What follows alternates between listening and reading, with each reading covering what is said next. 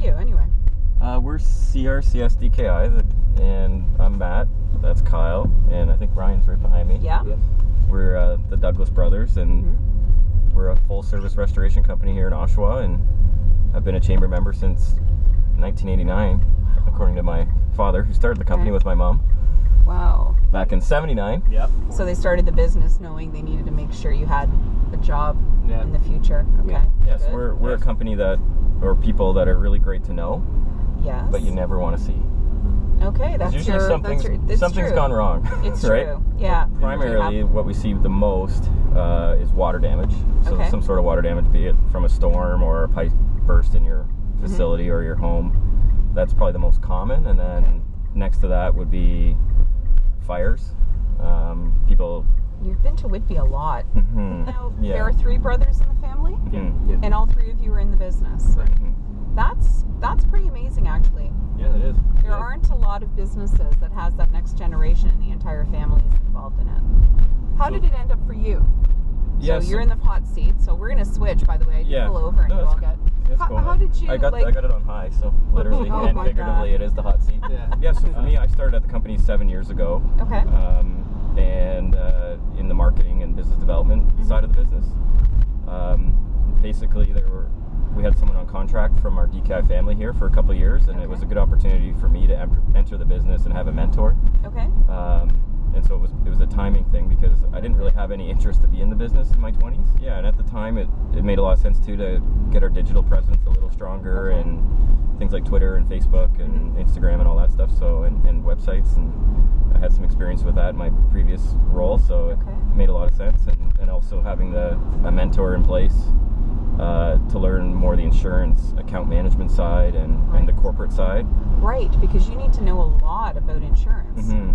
It's not just as simple as calling you. Like, you need to know how to deal with insurance companies. Yeah, and what the expectations are from the carriers, the insurance carriers, as well as our corporate clients, as well as the people that have suffered the loss. It's all right. You're managing a bunch of expectations. Okay, yeah, I hadn't thought of that.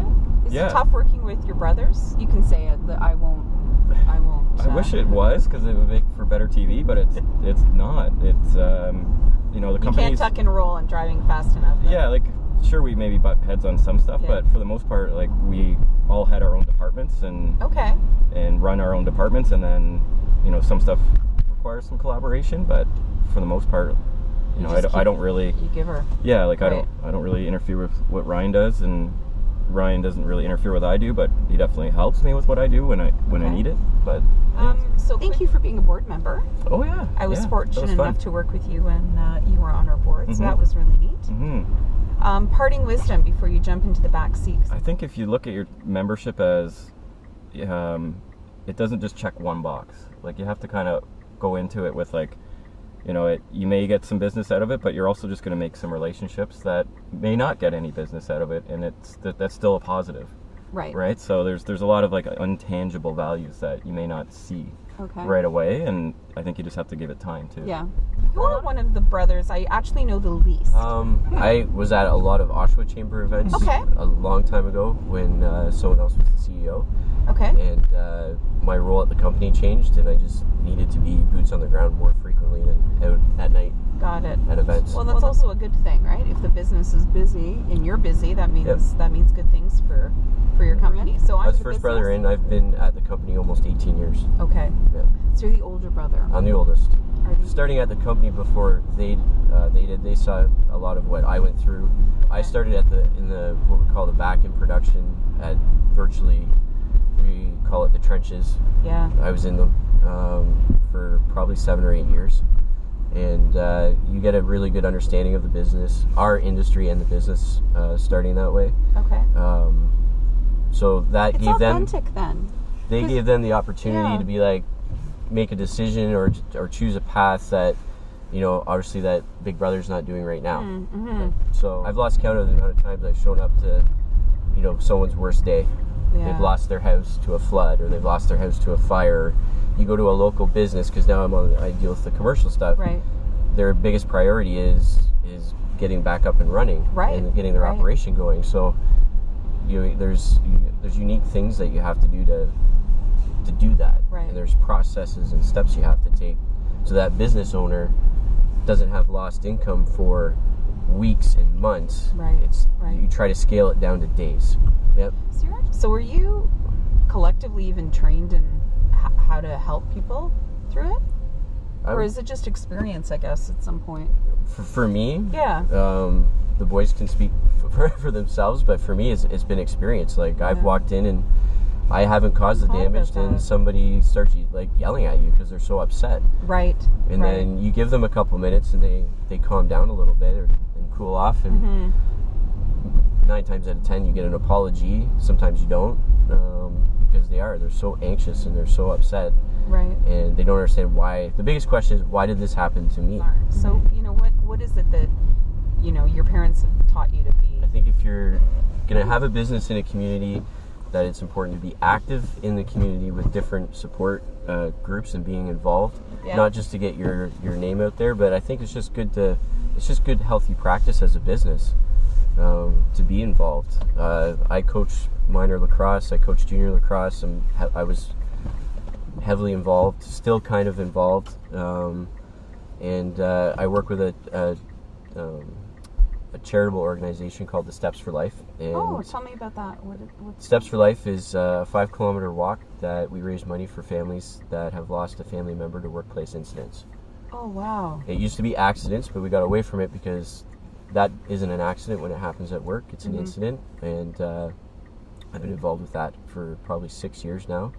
And every year we just keep growing, and it keeps getting bigger and bigger. That's great. And it's a Durham region initiative or charity that I work with, and the company's always been a part of, amongst other community groups that we're involved with. But I think it's important just to have your name out there and to be active.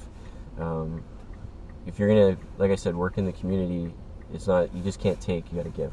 Right. You are? Tell me. About singing and dancing? Yourself, no. Well, it started 10 years ago when I developed, I knew I had a skill. Today I'm celebrating 10 years at the company.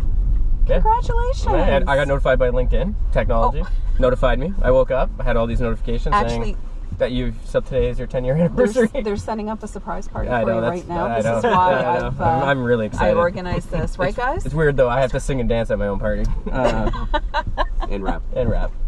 I got to know you because you were the president of the Oshawa Chamber of Commerce. Chamber, yeah. So tell me about what's it like being the president of a Chamber of Commerce, and why join a board? I should have asked you that too, Matt, but I don't really. I was so mesmerized by the mustache. Yeah, you're just staring. I'll just ask. Yeah, it's in my rear view even. I can't get away from the mirror. Yeah, you're just staring. You're like, road this way, Nat. Okay.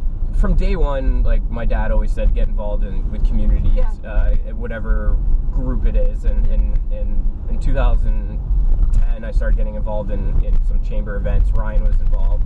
And then in 2011, I was like, well, I'm going to run to be on the board, because it seemed like a lot of the decisions from, again, the 30,000-foot view of the chamber were because of the board of directors. Right. So I wanted to be involved with that because I wanted to see how the decision-making was happening. Right. And then when I saw it, I really enjoyed all the processes. I enjoyed the community side of it and the event side of it from the beginning. Right. As I became the president or vice president into president role, I really started to enjoy the policy side of it. Okay.